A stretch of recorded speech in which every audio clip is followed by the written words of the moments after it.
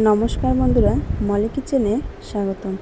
আমি সচরাচর long video ছাড়ি না, বরাবরই শর্ট ভিডিওই ছেড়ে থাকি। তো আজ মনে হলো তোমাদেরকে একটি লং ভিডিও দিই। তো বন্ধুরা, আমি এখানে মাছের ঝোল করব, সেই জন্য আমি মাছগুলো ভেজে নিয়েছি। সবজিগুলো আমি সব একে একে ভেজে নিলাম।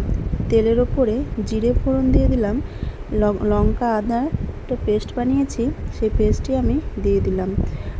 একটা টমেটো কেটে নিয়েছিলাম, সেই টমেটোটি ভালো করে দিয়ে মশলাটা আমি কষিয়ে নিলাম। আলু, ফুলকপি ও বেগুন ভেজে রাখা ছিল, এবার সেটিও আমি ভালো করে কষিয়ে নেব। পরিমাণ মতো ঝোলও দিয়ে দিলাম।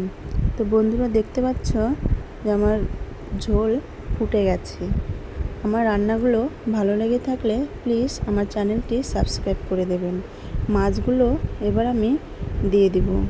মাছ দিয়ে কিছুক্ষণ ফুটিয়ে নেব। এবার আমি জিরে বাটা দিয়ে রান্নাটি শেষ করব। একদমই সিম্পল মাছের ঝোল।